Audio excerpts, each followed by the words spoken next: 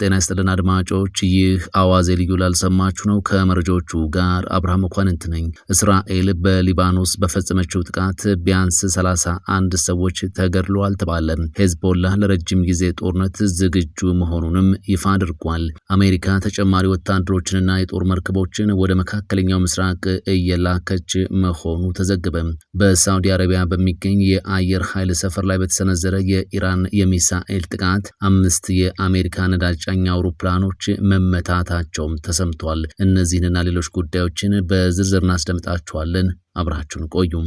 የምስራች ለመርካቶ ነጋዴዎች በሙሉ የንግድ ሱቆችን ከ3.4 ሚሊዮን ሙሉ ክፍያ ጀምሮ በታላቁ የንግድ ማዕከል መርካቶ ተክለ ሃይማኖት ላይ ከ14 ካሬ ጀምሮ በተለያዩ የካሬ አማራጮች ይዘንላችሁ መጥተናል። ሲፈልጉ ነግደው የሚያተርፉበት አሊያም ደግሞ በጥሩ ዋጋ የሚያከራዩትን የንግድ ሱቆችን ከ30% ቅድመ ክፍያ ጀምሮ በአንድ ዓመት ጊዜ ብቻ ልናስረክባችሁ ዝግጅታችንን ጨርሰናል። ምን ይሄ ብቻ! ንግዶን የሚያለማምዱበትን ጊዜያዊ ሱቆችን ለ30 ደንበኞች ብቻ አዘጋጅተናል። እኛ ጋር የንግድ ሱቅ ሲገዙ ለተጨማሪ ጋራ መገልገያ ክፍያዎችን አንጠይቆትም። ለመኖሪያ ቤት ፈላጊዎችም ፒያሳ አራዳ ፓርክ ፊት ለፊት ከ3.6 ሚሊዮን ብር ሙሉ ክፍያ ጀምሮ ይዘንላችሁ መጥተናል። ለበለጠ መረጃና ለሳይት ጉብኝት ከስር ባለው ስልክ ቁጥር ይደውሉልን።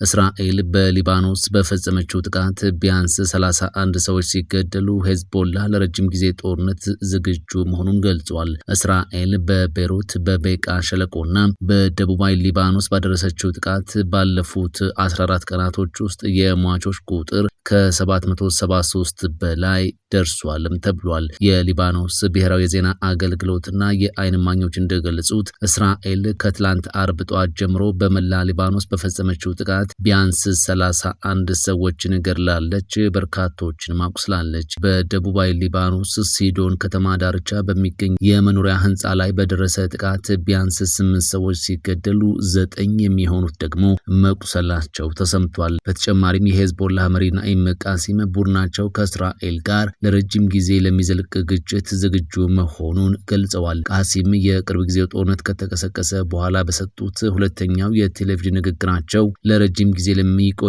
ፍልሚያ ራሳችንን አዘጋጅተናል፣ እስራኤላውያን በጦር ሜዳው ላይ ይገረማሉ ብለዋል። አክለውም ይህ የህልውና ውጊያ እንጂ ውስን ወይም ቀላል ውጊያ አይደለም በማለት ተናግረዋል።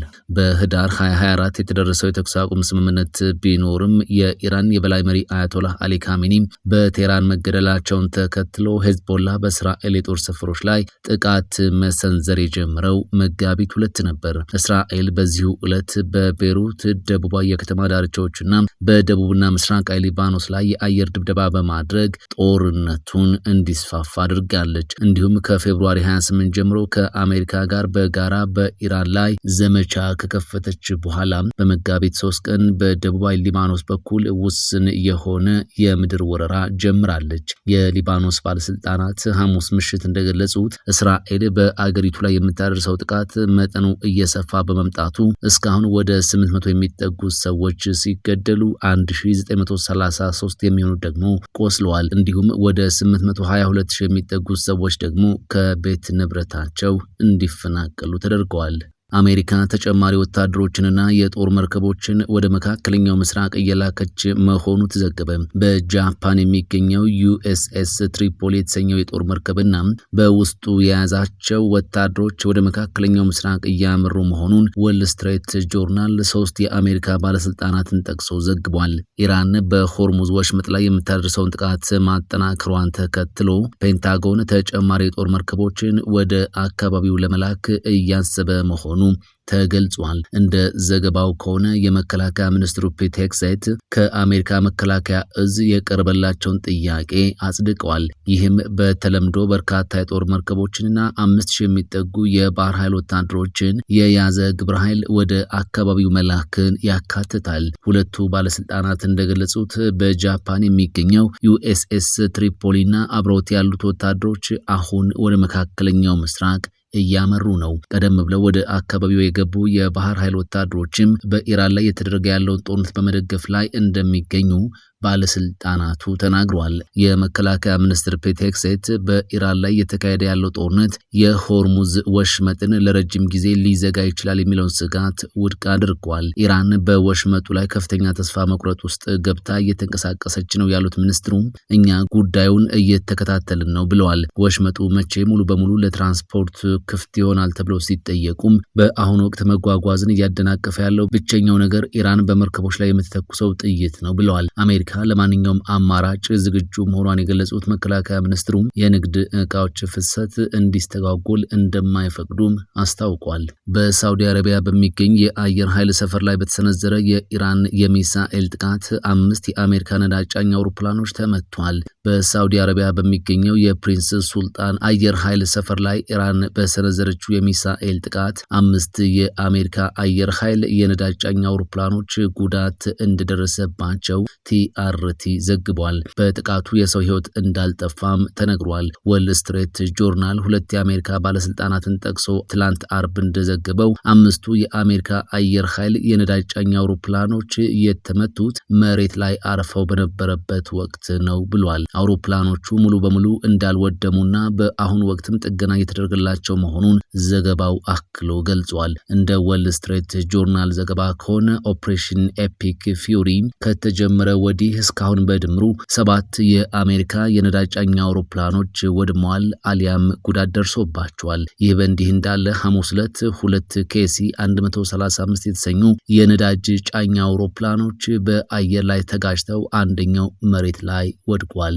ግጭቱ የተከሰተው በኢራቅና በዮርዳኖስ ድንበር አቅራቢያ በሚገኘው ጡርቤል በተባለ ቦታ መሆኑን የሲቢኤስ ዘገባ አመላክቷል። ሁለተኛው አውሮፕላን ግን የአደጋ ጊዜ ጥሪ ካደረገ በኋላ እስራኤል ውስጥ በሰላም ማረፍ ችሏል። ከዚህ አደጋ በኋላ የኢራቅ እስላማዊ ተቃውሞ የተሰኘውና በኢራን የሚደገፈው የታጠቀ ቡድን የአሜሪካውን የጦር አውሮፕላን የጣለው እሱ መሆኑን በመግለጽ ኃላፊነቱን ወስዷል። ቡድኑ አውሮፕላኑን የጣለው የአገራችን ሉዓላዊነትና የአየር ክልል ለመከላከል ነው ሲል ተናግሯል። ፕሬዚዳንት ዶናልድ ትራምፕ የኢራኑ ጦርነት የሚያበቃበትን ጊዜ መግለጽ እንደማይችሉ ተናገሩ። አሜሪካና እስራኤል በኢራን ላይ የከፈቱት ጥቃት 3ኛ ሳምንቱን በጀመረበት በአሁኑ ወቅት ጦርነቱ የሚያበቃበትን የጊዜ ገደብ ማስቀመጥ እንደማይችሉ ፕሬዚዳንት ትራምፕ ተናግረዋል። በወሳኟ የኢራን ደሴት ላይ ተፈጸመውን ከባድ ጥቃት ተከትሎ ፕሬዚዳንቱ ከጋዜጠኞች ለቀረበላቸው ጥያቄ በሰጡት መልስም ጦርነቱ የሚያበቃበትን ጊዜ እርግጠኛ ሆነው መናገር እንደማይችሉ ተናግረዋል። ጨምረውም በእርግጥ መቼ እንደሚሆን ሐሳቡ አለኝ፣ ነገር ግን እሱን መናገሩ ምን ጥቅም አለው? ይህ ጦርነት አስፈላጊ እስከሆነበት ጊዜ ድረስ ይቀጥላል። ኢራኖች ከባድ ውድመት እያስተናገዱ ነው ብለዋል። ምን ማለታቸው እንደሆነ እንዲያብራሩ ሲጠየቁም የኢራን ባህር ኃይል፣ አየር ኃይልና ከፍተኛው የአገሪቱ ወታደራዊ ኃይል ወድሟል በማለት በቀላሉ ለማስቀመጥ ከዚህ ቀደም ማንም አይቶት በማያውቅ ሁኔታ በአሁኑ ወቅት የበላይነቱን ይዘናል ብለዋል። ከሁለት ሳምንት በፊት ጥቃቱ በጀመረበት ጊዜ ፕሬዚዳንት ትራምፕና ሌሎች ባለስልጣኖቻቸው ጦርነቱ በሳምንታት ውስጥ እንደሚቋጭ በእርግጠኝነት ሲናገሩ የነበረ ቢሆንም አሁን 2ኛው ሳምንት ተጠናቆ 3ኛው ሳምንት ተጀምሯል። የጦርነቱን ግብ በተመለከተ በእርሳቸውና በእስራኤሉ ጠቅላይ ሚኒስትር መካከል ተመሳሳይ ዓላማ እንዳለ በአንድ ጋዜጠኛ ለቀረበላቸው ጥያቄ ተጨማሪ ማብራሪያ ሳይሰጡ የነሱ በትንሹ ለየት ያለ ይመስለኛል ሲሉ ምላሻቸውን ሰጥተዋል። ፕሬዚዳንት ዶናልድ ትራምፕ ከሆርሙዝ ሰርጥ አቅራቢያ በምትገኘው በኢራኗ ካርግ ደሴት ላይ ከፍተኛ ጥቃት ፈጽመናል አሉ። ትራምፕ በማህበራዊ ትስስር ገጻቸው ባሰፈሩት መልእክት የአሜሪካ ማዕከላዊ እዝ በኢራን ደቡብ ምዕራብ የባህር ዳርቻ በምትገኘው በካርግ ደሴት ላይ በሚገኙ የኢራን ወታደራዊ ስፍራዎች ላይ በመካከለኛው ምስራቅ ታሪክ ታይቶ የማይታወቅ ያለውን መጠነ ሰፊ ጥቃት መፈጸሙን አስታውቀዋል። ጥቃቱ መጠነ ሰፊ መሆኑን የጠቀሱት ፕሬዚዳንት ትራምፕ በቀጣይ የነዳጅ መሰረተ ልማቶች ሊጠቁ እንደሚችሉ ማስጠንቅቀዋል። ጥቃቱን በመቃወም በሺዎች የሚቆጠሩ ዜጎች በኢራን ዋና ከተማ በመውጣት በአሜሪካና በእስራኤል የሚደርሱ የማጥቃት ዘመቻዎችን ተቃውመዋል። በየካቲት 28 ጦርነቱ ከተጀመረበት ጊዜ አንስቶ እስራኤልና አሜሪካ በኢራን ላይ በፈጸሟቸው ጥቃቶች 1450 ሰዎች መገደላቸው ተዘግቧል። የምስራች ለመርካቶ ነጋዴዎች በሙሉ የንግድ ሱቆችን ከ3.4 ሚሊዮን ሙሉ ክፍያ ጀምሮ በታላቋ የንግድ ማዕከል መርካቶ ተክለ ሃይማኖት ላይ ከ14 ካሬ ጀምሮ በተለያዩ የካሬ አማራጮች ይዘንላችሁ መጥተናል።